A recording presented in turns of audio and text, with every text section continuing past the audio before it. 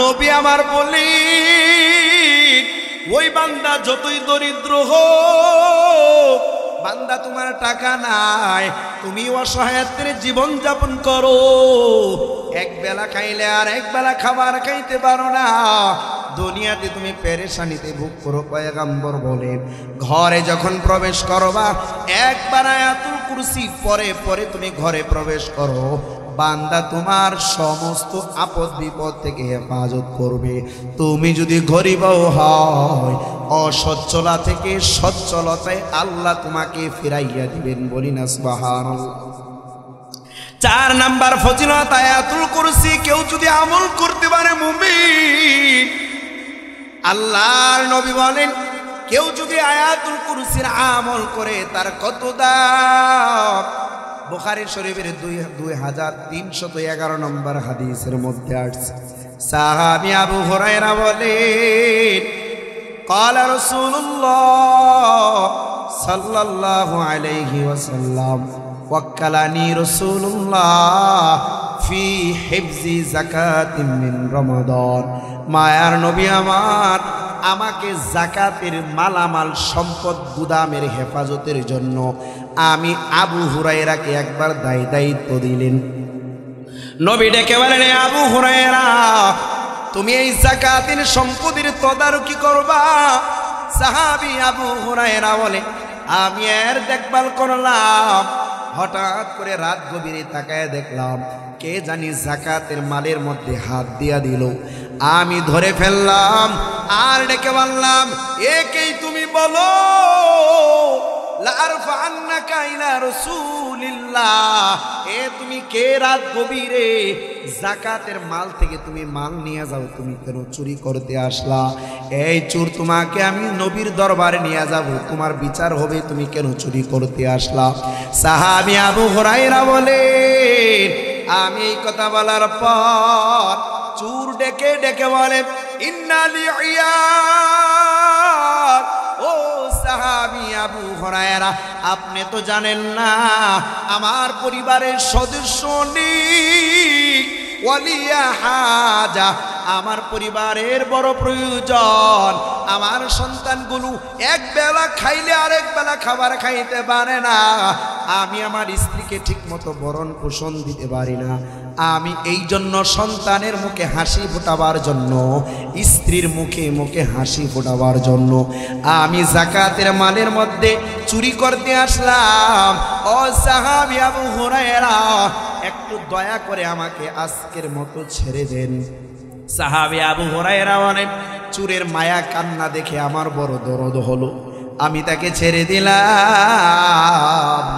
পরদিন ফজরের পর মসজিদে নববীতে রওনা, পয়গম্বর ডেকে বলেন ও আবু হুরায়রা মা ফালা সিরুকাল বারিহা, ও আবু হুরায়রা গত রাতে তোমার কাছে একটা লোক আসছিল, তুমি তার সাথে কেমন আচরণ করলা? সাহাবী আবু হুরায়রা বলেন ও নবী আমার সে চুরি। কোন আল্লাহর বান্দা যদি প্রত্যেক নামাজের পর আয়াতুল কুরসি একবার পড়িয়া নেয়, মায়ার নবী জানায়া দেয় মান করা আয়াতুল কুরসি, কেউ যদি আয়াতুল কুরসিটা পড়িয়া নেয় দুবুরা কুল্লি সালাতিন মাকতুবা, প্রত্যেক ফরজ নামাজের পর লাম ইয়ামনাহুম, ওই বান্দাকে কেউ বাধা দিবে না মিন দুখুলিল জান্নাতি, জান্নাতে প্রবেশ করতে, ইল্লাল মাউত, অর্থাৎ মৃত্যুই বান্দাকে বাধা দিবে জান্নাতে যাইতে, বান্দার মরতে দেরি হবে, জান্নাতে যাইতে দেরি হবে না। আল্লাহু আকবার। বান্দা তোমার মরতে দেরি হবে, আয়াতুল কুরসির আমল যদি তুমি প্রতিনিয়ত করতে পারো তুমি মরতে দেরি হবে, জান্নাতে প্রবেশ করতে দেরি হবে না। বলি না সুবহানাল্লাহ। ভাইয়ারা আমার এখন বলতে পারেন হুজুর এটা তো আমি পারি না, মনে হয় জীবনে প্রথম শুনলাম। আমার ভাইয়ারা এর জন্য সহজ আমি একটা উপায় আপনাদেরকে বলি। আপনারা যারা ফজরের নামাজ পড়েন একটু আদবের সাথে একটু নরম স্বরে আপনারা ইমাম সাহেবের কাছে আরজিটা রাখবেন, খতিব সাহেবের কাছে আরজিটা রাখবেন যে হুজুর ফজরের নামাজের পরে সালামের পরে যেন অন্তত পক্ষে আপনি তো অন্যান্য তাসবিহ তাহলিল জপেন, তেলাওয়াত করে আমাদেরকে শোনান, আপনি একটু আয়াতুল কুরসি আয়াতটা আজকে থেকে আমাদেরকে একটু শোনাবেন।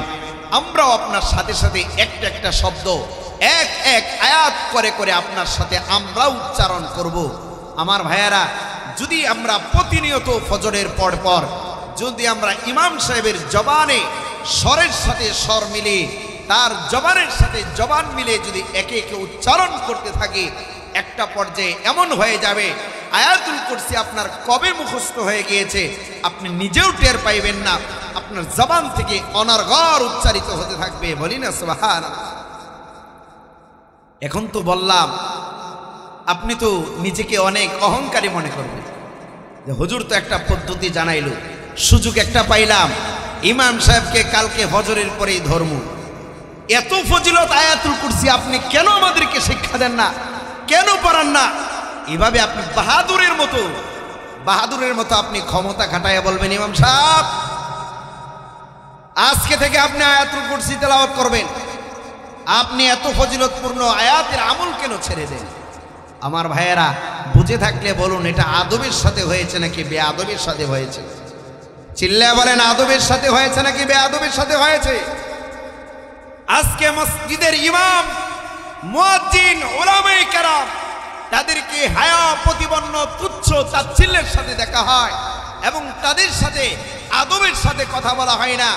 বেয়াদব, লম্পট, দুশ্চরিত্র মানুষের মতো এই উলামায়ে কেরামের সাথে আচার আচরণ কথাবার্তা বলে, কথা বলেন ঠিক কিনা?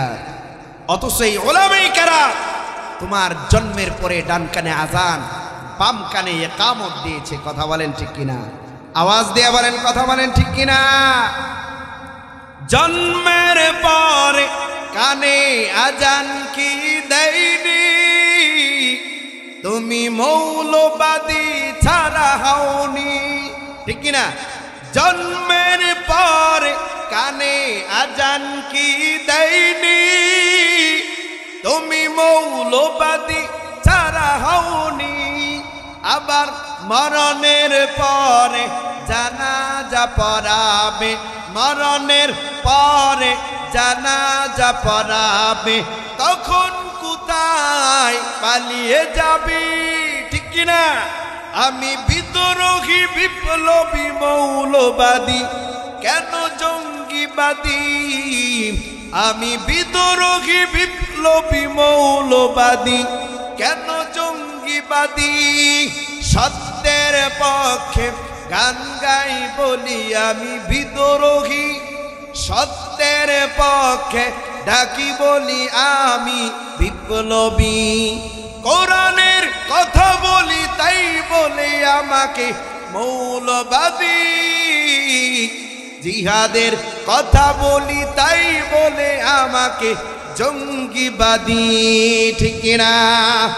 আমি বিদ্রোহী বিপ্লবী মৌলবাদী, কেন জঙ্গিবাদী? আমি বিদ্রোহী বিপ্লবী মৌলবাদী, কেন জঙ্গিবাদী? কি মনে করে ওই হনুমান, দাড়ি টুপি দেখলেই তালেবান, ঠিক কিনা? কি মনে করে ওই হনুমান, দাড়ি টুপি দেখলেই তালেবান? আবার সিংহের চেয়েও বেশি ভয় পায়, সিংহের চেয়েও বেশি ভয় পায় মাথায় পাগড়ি দেখে যদি। আমি বিদ্রোহী বিপ্লবী মৌলবাদী, কেন জঙ্গিবাদী? আমি বিদ্রোহী বিপ্লবী মৌলবাদী, কেন জঙ্গিবাদী, ঠিক কিনা? আমাদেরকে জঙ্গি তুকমা দেওয়া হয়, এরা রাজনীতি করে, এরা জঙ্গিবাদ, এরা মানুষকে জিহাদের বয়ান দেয়। আমার ভাইয়েরা, বুঝে থাকলে বলুন, আপনার আমার নবী, সাহাবায়ে কেরাম, খোলাফায়ে রাশিদিন, তারা রাজনীতি দেশ পরিচালনা করেন কি করেন নাই? কথা বলেন করেন কি করে না? উলামায়ে কেরামের সাথে বেয়াদবি করো, আল্লাহ বলেন উতুল্লিম বাদা যালিকা জানিম। ওই বান্দা বেয়াদবি করে যার ভূমিষ্ঠ জন্মের কোনো পরিচয় নাই। কথা বলেন ঠিক কিনা? যারা বেয়াদব, যাদের জন্মের কোনো পরিচয় নাই, এরাই উলামায়ে কেরামের সাথে বেয়াদবিমূলক আচরণ করে। কথা বলেন ঠিক কিনা?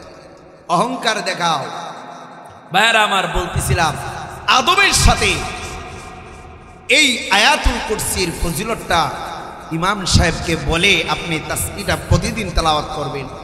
ফজরের পর প্রতিদিন যদি ইমাম সাহেবের জবান থেকে সাথে সাথে আপনি উচ্চারণ করেন আয়াতুল কুরসিটা, একটা পর্যায়ে আপনার অজান্তে আপনার জবানে চালু হয়ে যাবে আয়াতুল কুরসি। আপনি সূরা ফাতিহার মতো, সূরাতুল ইখলাসের মতো, ইন্না আতাইনার মতো অনর্গল বলতে পারবেন। বলি না সুবহানাল্লাহ। আয়াতুল কুরসি 2 নাম্বার ফজিলত পয়গম্বর জানায়া দেয়, কেউ যদি ঘুমানোর সময় আয়াতুল কুরসি একবার পড়িয়া নেয়, মায়ার নবী আমার জানায়া দেয় ওই বান্দাটা সারা রাত্র তার হেফাজতের জন্য আল্লাহর একজন ফেরেশতা তৈয়ার হয়ে যাবে। আল্লাহর পক্ষ থেকে ওই বান্দাকে আল্লাহর ফেরেশতা সকল আসমানি জমিনি গজব থেকে হেফাজত করবে। সুবহানাল্লাহ। 3 নাম্বার ফজিলত আয়াতুল কুরসি কেউ যদি পড়ে পড়ে ঘরে ঢুকে যায়, নবী আমার বলেন ওই বান্দা যতই দরিদ্র হোক, বান্দা তোমার টাকা নাই, তুমি অসহায়ত্বের জীবন যাপন করো, এক বেলা খাইলে আর এক বেলা খাবার খাইতে পারো না, দুনিয়াতে তুমি পেরেশানিতে ভোগ করো। পয়গম্বর বলেন ঘরে যখন প্রবেশ করবা একবার আয়াতুল কুরসি পরে পরে তুমি ঘরে প্রবেশ করো, বান্দা তোমার সমস্ত আপদ বিপদ থেকে হেফাজত করবে। তুমি যদি গরিবও হয়, অসচ্ছলা থেকে সচ্ছলতায় আল্লাহ তোমাকে ফিরাইয়া দিবেন। বলি না সুবহানাল্লাহ। 4 নাম্বার ফজিলত আয়াতুল কুরসি কেউ যদি আমল করতে পারে মুমিন, আল্লাহর নবী বলেন কেউ যদি আয়াতুল কুরসির আমল করে তার কত দাম। বুখারী শরীফের 2311 নম্বর হাদিসের মধ্যে আসছে, সাহাবী আবু হুরায়রা বলেন ক্বালা রাসূলুল্লাহ সাল্লাল্লাহু আলাইহি ওয়াসাল্লাম ওয়াক্কালানি রাসূলুল্লাহ ফি হিফজি যাকাতিন মিন রমাদান। মায়ার নবী আমার আমাকে যাকাতের মালামাল সম্পদ গুদামের হেফাজতের জন্য আমি আবু হুরায়রাকে একবার দায়িত্ব দিলেন। নবী ডেকে বলেন আবু হুরায়রা তুমি এই যাকাতের সম্পদের তদারকি করবা। সাহাবী আবু হুরায়রা বলে আমি এর দেখভাল করলাম। হঠাৎ করে রাত গভীরে তাকায় দেখলাম কে জানি যাকাতের মালের মধ্যে হাত দিয়া দিল। আমি ধরে ফেললাম আর ডেকে বললাম একেই তুমি বলো লারফান্নাকা ইলা রাসূলিল্লাহ, এ তুমি কে রাত গভীরে যাকাতের মাল থেকে তুমি মাল নিয়ে যাও, তুমি কেন চুরি করতে আসলা? এই চোর তোমাকে আমি নবীর দরবারে নিয়ে যাব, তোমার বিচার হবে, তুমি কেন চুরি করতে আসলা? সাহাবী আবু হুরায়রা বলে আমি এই কথা বলার পর চোর ডেকে ডেকে বলে ইন্না লিয়ার, ও সাহাবী আবু হুরায়রা আপনি তো জানেন না আমার পরিবারের সদস্য নেই, ওয়ালিয়া হাজা আমার পরিবারের বড় প্রয়োজন, আমার সন্তানগুলো এক বেলা খাইলে আরেক বেলা খাবার খাইতে পারে না, আমি আমার স্ত্রীকে ঠিক মতো ভরণ পোষণ দিতে পারি না, আমি এই জন্য সন্তানের মুখে হাসি ফোটাবার জন্য, স্ত্রীর মুখে মুখে হাসি ফোটাবার জন্য আমি যাকাতের মালের মধ্যে চুরি করতে আসলাম। ও সাহাবী আবু হুরায়রা একটু দয়া করে আমাকে আজকের মতো ছেড়ে দেন। সাহাবী আবু হুরায়রা বলেন চোরের মায়া কান্না দেখে আমার বড় দরদ হলো, আমি তাকে ছেড়ে দিলাম। পরদিন ফজরের পর মসজিদে নববীতে রওনা।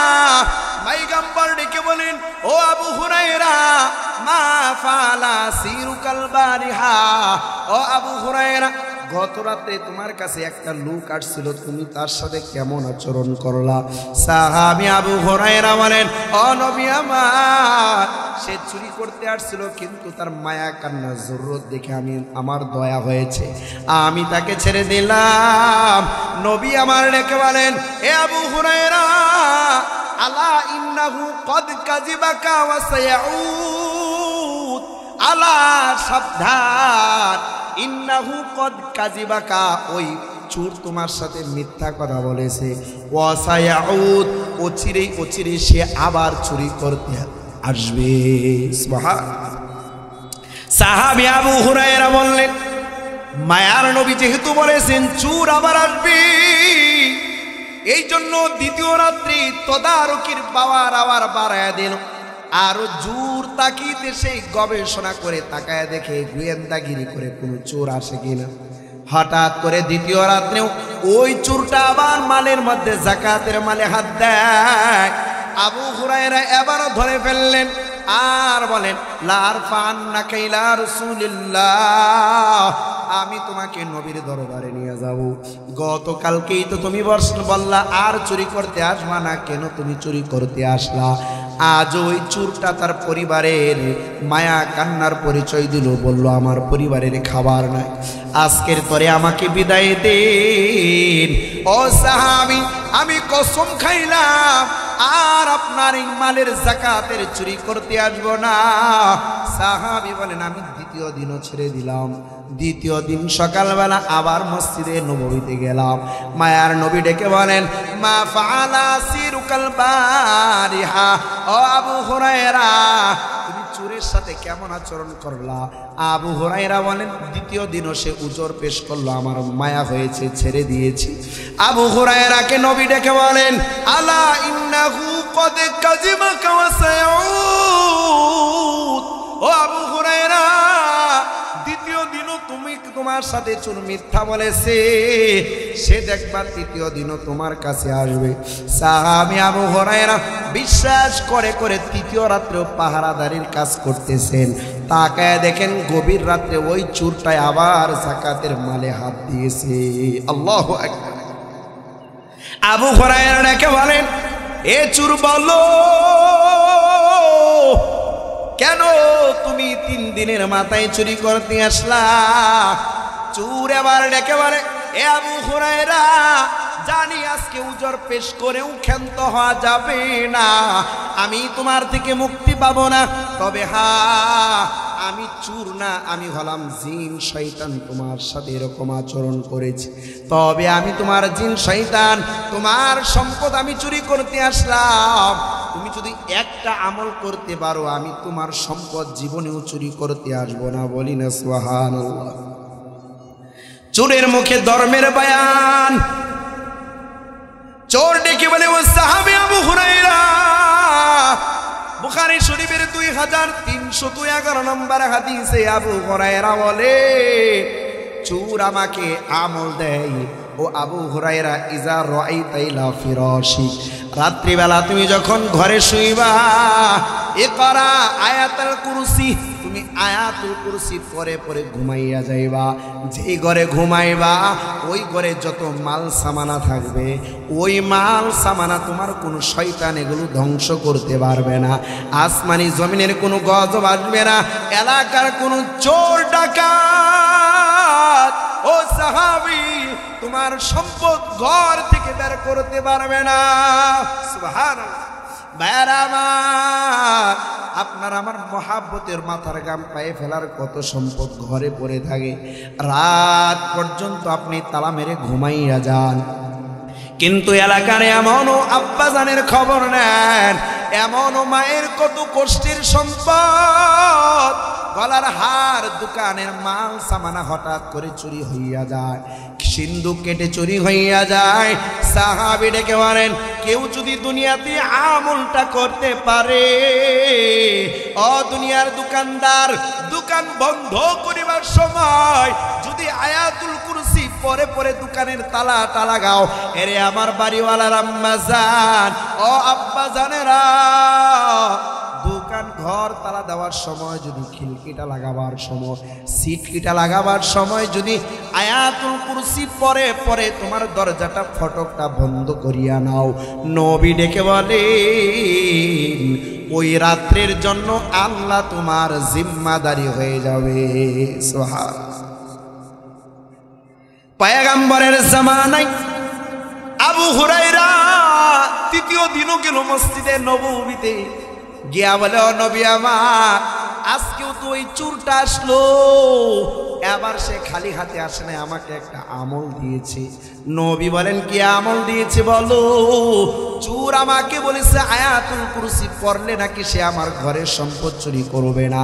নবী বলেন ইন্নাহু কদ সাদাকা, যদিও চুর কিন্তু যে আমলটা দিয়েছে এইটা 100% সত্য কথা। সুবহানাল্লাহ। ওই শয়তান মৃত্যু খুঁজে মানে রে আবু হুরায়রা, কিন্তু তার কথাটা মিথ্যা নয়।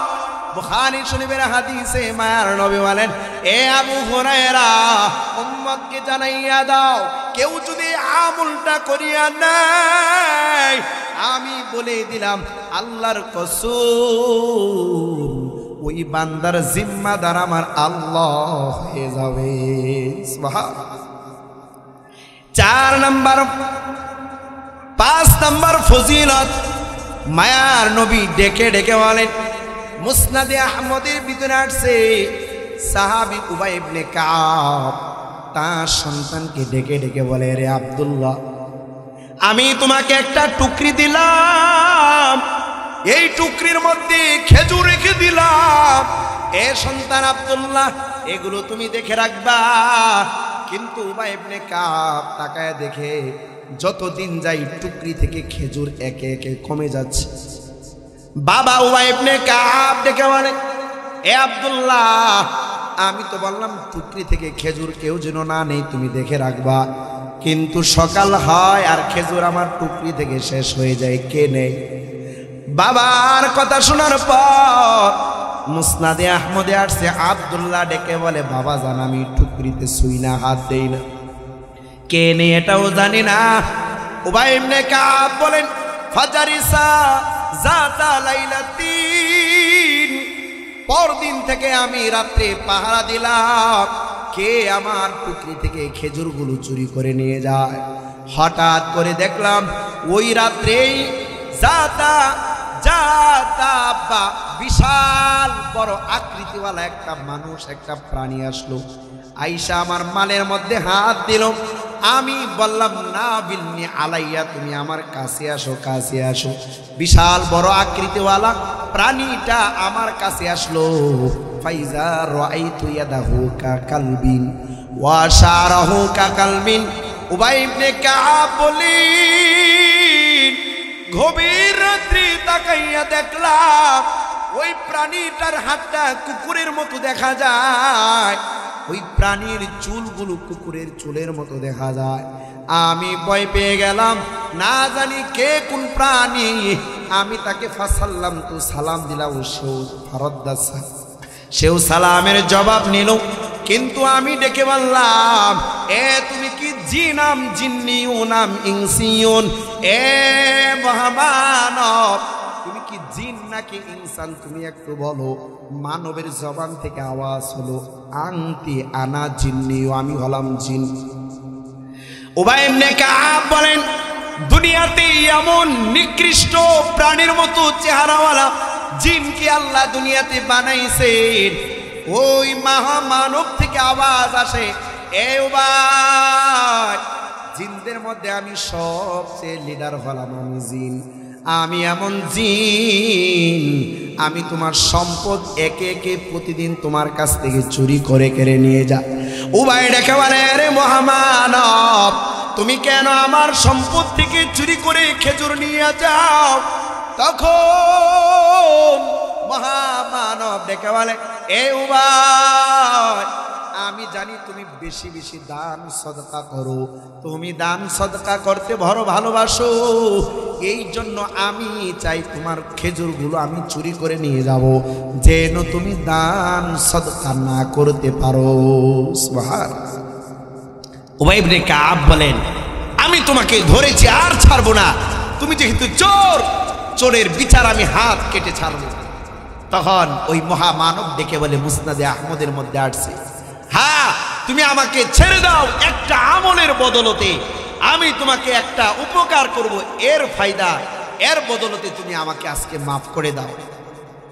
মহামানব ডেকে বলে, রে উবাই, তুমি যদি রাত গভীরে কোনো জিনিসের মধ্যে হাত দিয়া আয়াতুল কুরসি পড়িয়া যদি তেলাওয়াত করে করে কোনো জিনিসের উপর হাত রেখে জিনিসটা ছেড়ে দাও, আমি মহামানব কেন, দুনিয়ার কোনো প্রাণী, কুল মাখলুকাত, কোনো শত্রু তোমার এই জিনিসগুলো আত্মসাৎ করতে পারবে না। সুবহানাল্লাহ। তাহলে 5 নাম্বার ফজিলত চলে গেল। আয়াতুল কুরসির 6 নাম্বার ফজিলত পয়গম্বর আমার বলেন, সাহাবী মসজিদে নববীতে বসা, নবী ডেকে বলেন, ও সাহাবী, হাল তাজাওয়াজতা, তুমি কি বিবাহ করছনি? সাহাবী বলেন, নবী আমার, মা তাজাওয়াজতু, আমি তো বিবাহ করি নাই। কই বিবাহ করা আমার বড় মুশকিল, কই বিবাহ করলে মোহরের টাকা লাগে, আমার কাছে তো দিনার দিরহাম নাই। নবী ডেকে বলেন, বিবাহ করতে তো এত কিছু প্রয়োজন নাই। এ সাহাবী, তুমি বলো, আওয়ালাইসা মাকা ইজাজা আনাসরুল্লাহ, তোমার কাছে কি ইজাজা আনাসরুল্লাহ সূরাতুন নাসর তোমার সিনায় আছে নাকি? সাহাবী বলেন, ক্বালা বালা ইয়া রাসূলুল্লাহ, ও নবী আমার কাছে সূরাতুন নাসর আছে। মায়ার নবী বলেন, হুয়া রুবুল কুরআন, এটা কোরআনের 4 ভাগের 1 ভাগ, বলি না সুবহানাল্লাহ। সূরাতুন নাসর একবার তেলাওয়াত করবে তো কোরআনের 4 ভাগের 1 ভাগ তেলাওয়াতের সওয়াব আল্লাহর বান্দা পেয়ে যাবে, বলি না সুবহানাল্লাহ। 2 নম্বরে নয়ার নবী বলেন, আওয়ালাইসা মাকা কুল হুয়াল্লাহু আহাদ, তোমার সাথে কি কুল হুয়াল্লাহর সূরা আছে, তুমি কি মুখস্থ পারো নাকি? ক্বালা বালা ইয়া রাসূলুল্লাহ, ও নবী আমার, আমি কুল হুয়াল্লাহর সূরাটাও পারি। নবী বলেন, হুয়া রুবুল কুরআন, এটাও কোরআনের 4 ভাগের 1 ভাগ। বুখারী শরীফের এক হাদিস আসছে, হুয়া সুলুসুল কুরআন, তা কোরআনের 3 ভাগের 1 ভাগ। এই হাদিসে আসছে 4 ভাগের 1 ভাগ। নবী আমার ডেকে বলেন, ও সাহাবী, বলো, আওয়ালাইসা মাকা আয়াতুল কুরসি, তুমি কি আয়াতুল কুরসি পারো নাকি, মুখস্থ পারো নাকি? পয়গম্বরের সাহাবী বলেন, বালা ইয়া রাসূলুল্লাহ, আমি তো আয়াতুল কুরসিটাও পারি নবী গো। পয়গম্বর বলেন, হুয়া রুবুল কুরআন, ও সাহাবী আমার, এটাও কোরআনের 4 ভাগে 1 ভাগ। তুমি আয়াতুল কুরসি যদি তোমার স্ত্রীকে শেখাইতে পারো, আর এই শিক্ষাটাই তোমার মোহর হিসাবে আল্লাহ কবুল করে নেবেন, বলি না সুবহানাল্লাহ। আয়াতুল কুরসি শিখায়া শিখায়া তুমি বিবাহ করে নাও, এটাই তোমার জন্য মোহর, যে তুমি তোমার স্ত্রীকে আয়াতুল কুরসি সূরাতুল বাকারার 255 নম্বর আয়াতটা তুমি শিক্ষা দিবা, আর এটাই তোমার মোহর আদায় হয়ে যাবে, বলি না সুবহানাল্লাহ। নবীর জামানায় বিবাহ সহজ ছিল, কিন্তু জামানা এমন হলো, এখন বিবাহ কঠিন হয়ে গিয়েছে। বিবাহটা এত জুলুম হয়ে গিয়েছে, যত কঠিন জিনা, ব্যভিচার, এরকম রেস্তোরাঁ, হোটেল রেস্তোরাঁ, রাত্রি কাটানো, এটা একদম সহজ হয়ে গিয়েছে। জিনা করা, পতিতালয়ে সময় কাটানো, এটা সহজ। কিন্তু একটা স্ত্রীকে কোরআন শরিয়াত, কোরআন হাদিসের তরিকায়, শরীয়তের পন্থায় বিবাহ করার সমাজে এটা কঠিন হয়ে গিয়েছে। কথা বলেন ঠিক না? ভাইয়ারা আমার, বলতেছিলাম, পয়গম্বর বলেন 6 নম্বরে আয়াতুল কুরসির ফজিলত, কেউ যদি আয়াতুল কুরসিটা পড়ে, বলে আয়াতুল কুরসি কোরআনের মধ্যে শ্রেষ্ঠ আয়াত। সাহাবী উবাই ইবনে কাব, সে ছিল কানিউল কুররা। মসজিদে নববীতে একবার সাহাবী উবাই ইবনে কাব বসা, নবী আমার ডেকে বলেন, এ উবাই ইবনে কাব, আমার আল্লাহ আমাকে আদেশ করেছে তুমি আমাকে কোরআনের তেলাওয়াত করে করে শোনাইয়া দাও, বলি না সুবহানাল্লাহ। উবাই ইবনে কাব বলেন ওয়াল্লাহু সাম্মানি, ও নবী আমার, আল্লাহ কি আমার নাম জবানে উচ্চারণ করেছে নাকি? বুঝে থাকলে বলুন, আপনার আমার নাম যদি আল্লাহর জবানে উচ্চারণ হয় আপনার আমার খুশি লাগবে নাকি মনটা খারাপ লাগবে? দেশের প্রাইম মিনিস্টার এমপি বাহাদুর যদি আপনার প্রশংসা করে আপনার বড় বড় আবেগ লাগবে, আপনি আবেগ আপ্লুত হয়ে যাবেন, আপনি খুশিতে মাতোয়ারা হয়ে যাবেন। উবাই ইবনে কাব যখন শুনলেন আল্লাহু সাম্মানি, আল্লাহ বলেছেন রে উবাই তুমি আমার হাবিবকে কোরআনের তেলাওয়াত করে শোনাও। উবাই ইবনে কাব আবেগে আপ্লুত হইয়া নবীকে জিজ্ঞাসা করেন, ও নবী আমার, আমাকে কি আল্লাহ বলেছেন? আল্লাহ কি আমার নামটা নিয়েছেন নাকি? সুবহানাল্লাহ। আবেগে আপ্লুত হইয়া যায়, অন্তরটা শীতল হইয়া যায়। কেমন অন্তর শীতল? আপনার সন্তান বড় ডিগ্রি অর্জন করেছে। এই আল্লাহর বান্দা আম্মা জানেরা শোনো, তোমার সন্তান কোরআনের হাফেজ হয়েছে, বড় আলেম হয়েছে, এবার হাজার হাজার মুসল্লির ইমামতি করে খতমে তারাবি পড়ায়। তোমার সন্তান হাজার হাজার মানুষকে ওয়াজ করে, বক্তা আলোচনা করে করে মানুষের হেদায়েতের আলোচনা করে। তোমার সন্তান মক্কা মদিনায় জিয়ারতে চলে যায়, তোমার সন্তান সরকারি একটা ডিপার্টমেন্টে চাকরি পাইয়া যায়, তোমার সন্তান বড় একটা সার্টিফিকেট অর্জন করার পর ওই দৃশ্যগুলো দেখে দেখে আম্মা জানেরা, বাবারা, আপনার আমার চোখ দিয়ে অলরেডি অটোমেটিক পানি চলে আসে। কথা বলেন ঠিক কিনা? এইটা ভাই কান্না নয়, কান্না হলো দুই প্রকার। এক প্রকারের কান্না হলো দুঃখের কান্না, আর এক প্রকারের কান্না হলো সুখের কান্না, আনন্দের কান্না।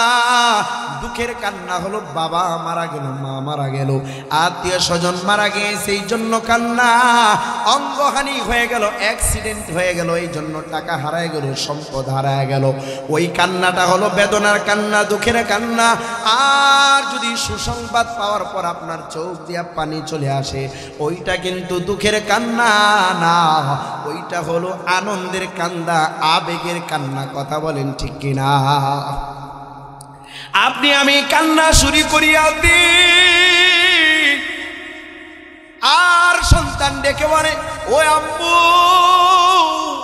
সন্তান তার কাপড়ের আঁচল নিয়ে মা বাবার চোখের পানি মুছিয়া দেয়, আর ডেকে বলে আমি তো তোমার দোয়ায় অনেক বড় হয়ে গেলাম, আমি তো চাকরিজীবী হয়েছে, আমি তো আলেম হয়েছি, কোরআনের হাফেজ হয়েছে। ও আব্বা তুমি কেন আজকে কাঁদো? ও আম্মা জান তোমার চোখে পানি কেন দেখা যায়? আপনি ডেকে ডেকে বলেন আব্বা জান আমি এটা দুঃখের কান্না কাঁদি না, তোমার এই আচরণ, তোমার এই সার্টিফিকেট, তোমার এই আনন্দ দেখে, তোমার সফলতা দেখে আমার চোখটা শীতল হইয়া গেছে, এই জন্য বাবা আমি কাঁদি।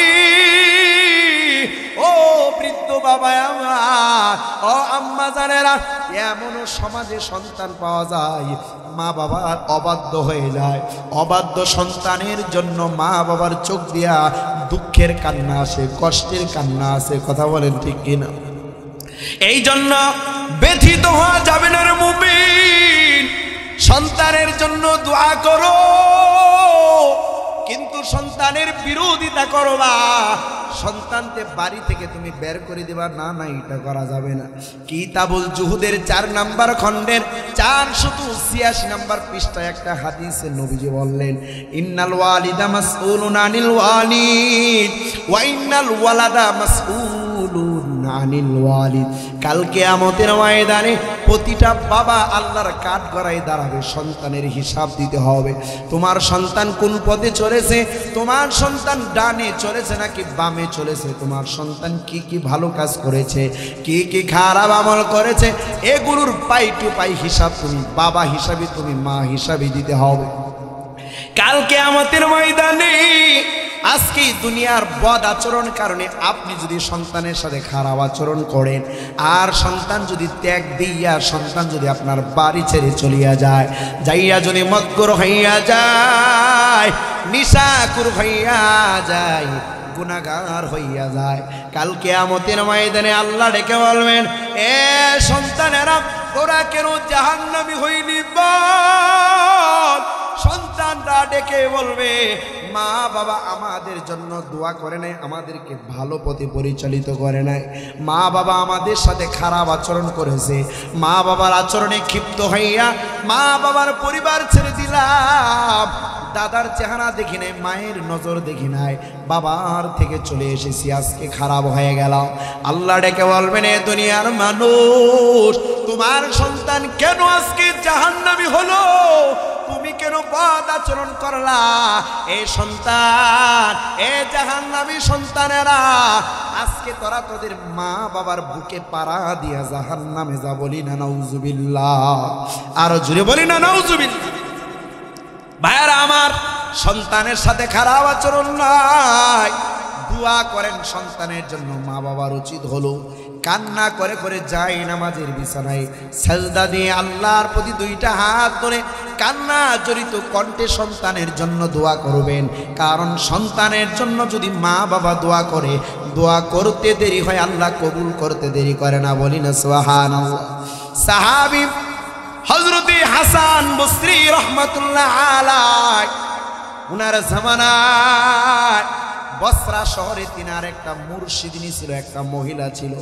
এই আল্লাহর বান্দি যখন দুনিয়াতে একটা সন্তান রেখে স্বামীটা মারা যায়, আল্লাহর বান্দি এবার হাসান বসরি দরবারে চলে আসলেন। আয়েশা হাসান বসরি রহমাতুল্লাহ আলাইহির দরবারে আয়েশা মুরিদ হয়ে গেলেন, আর ডেকে ডেকে বলেন, এরে মুর্শিদ আমার, আমার স্বামী একটা সন্তান রেখে দুনিয়া থেকে বিদায় হয়ে গেলে, আমি চিন্তা করলাম এখন যদি আমি দ্বিতীয় স্বামী গ্রহণ করি, আমার সন্তানটাকে মানুষের মতো মানুষ বানাইতে পারবো না। ও মুর্শিদ আমার হাসান বসরি আল্লাহর ওলি, আমি আপনার কাছে মুরিদ হলাম, আপনি আমাকে কিছু আমল বাতলায় দেন, আমি যেন নেক আমল করতে করতে স্বামীর দোয়া নিয়ে যেন জীবন বাঁচতে পারে।